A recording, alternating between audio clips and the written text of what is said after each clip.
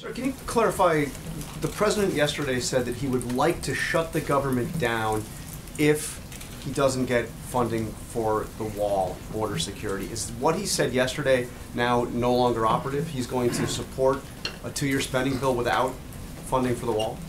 Look, as I said yesterday, the focus for us has always been to get a 2-year budget deal. We've also laid out what the priorities that we want to see in any immigration legislation, and we expect to see that. We do want to, that we've made no secret, the president wants funding for the wall and he wants border security, and we expect to see that reflected in the budget. He said he wanted to shut the government down if he didn't get it. Now that's no longer operative? Is that no longer the position? No, the position hasn't changed, and I addressed this yesterday. The president is making the point, the only people that have shut the government down are the Democrats.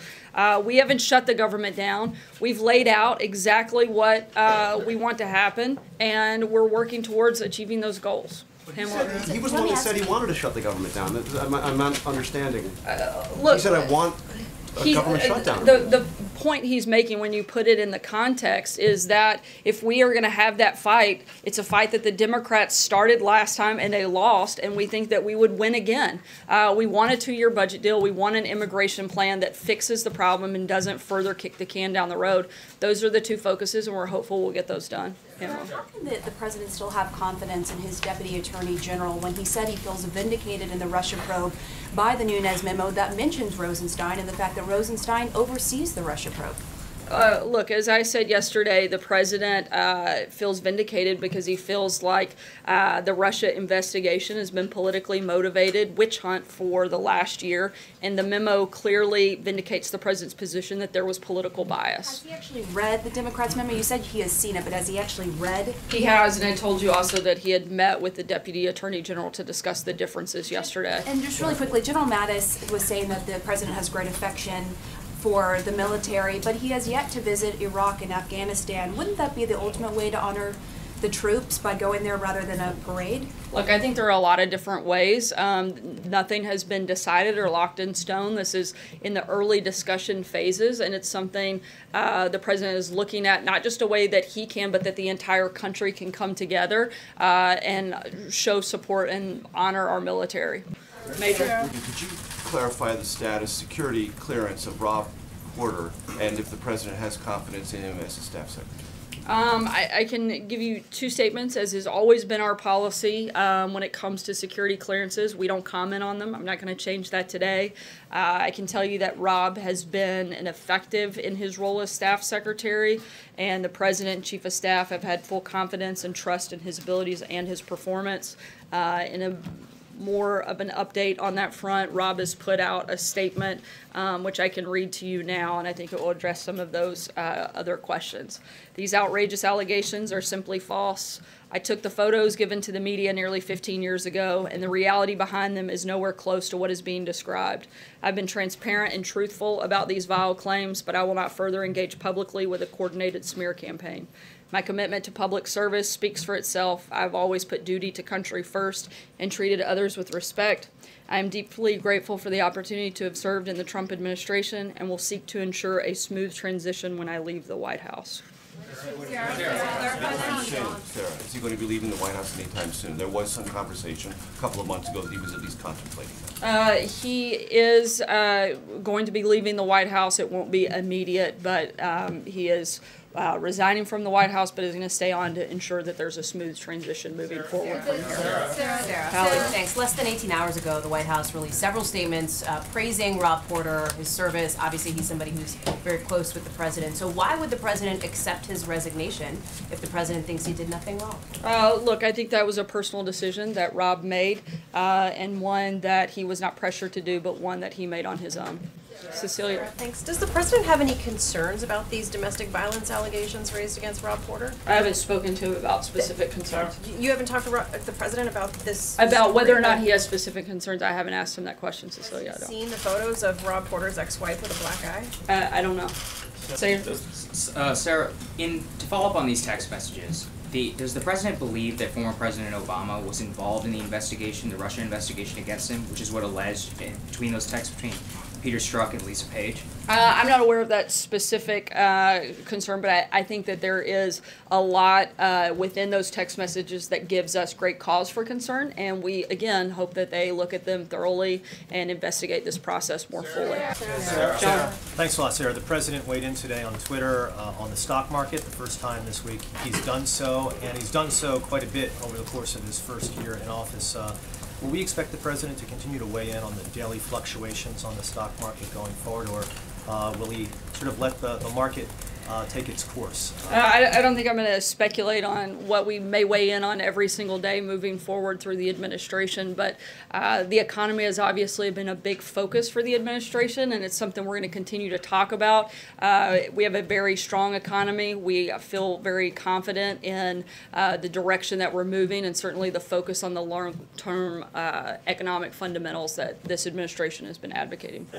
On the immigration deal, would the president be open to the idea of his two pillars of what he's put forward being part of an immigration deal, that being funding for that border wall with Mexico, and increased border security, and then, of course, a legislative fix for those DACA recipients? We've laid out the 4 pillars that we want to see in immigration legislation. Shannon?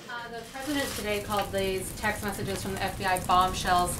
Does he believe there was a conspiracy in the FBI to try and undermine his candidacy, to try and help Hillary Clinton? Can you explain a little bit more his thinking about what he's seen in these text messages? I think it just further shows that there is reason for all of us to have great cause for concern in this process, and we hope that it's more thoroughly and fully looked at as we move forward. Are there specific, just quickly on the FBI, are there some more specific changes, personnel changes you'd like to see at the FBI?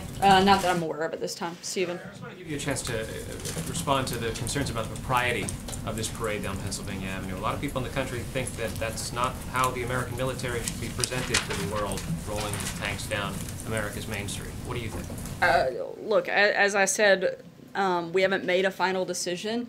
The president's simply exploring different ways that he can highlight and show the pride that we have in the military, the people that have served and sacrificed to allow us all of the freedoms that we have. The president is very proud of the United States military and all that they do on behalf of all of us, and we're simply exploring options. I think it's way too far speculation to start weighing in on, whether or not we think certain things are appropriate when nothing has been decided and it's literally in a brainstorming session. Is it true that the report that the president essentially gave a directive to the Defense Department that this is something that must happen? No, the president asked them to look at different ways and explore and see what those options look like, as the secretary said. John? Sarah, could I ask you about the Democratic memo? We understand, and Chief of Staff Kelly illuminated this yesterday, that this memo is different in terms of its content than the Republican memo was. General Kelly said it's not as clean as the GOP memo was. Republicans who have read the memo are saying that it contains a substantial number of references to sources and methods. My question to you is, do you believe that the White House is I don't want to say being sandbagged, but being put in a difficult position by the Democratic minority, forcing you to make redactions or hold back this memo so it can draw a contrast with your treatment of the GOP memo? I'm not going to make speculations at this point. We're still going through the process that we went through with the Republican memo. We're going to continue to do that, and once that's completed, we'll have something further to add. But as of this point, we don't. See. Nancy Pelosi is wanting to add immigration to this emerging budget deal on the Hill. Is that something the president would like to see?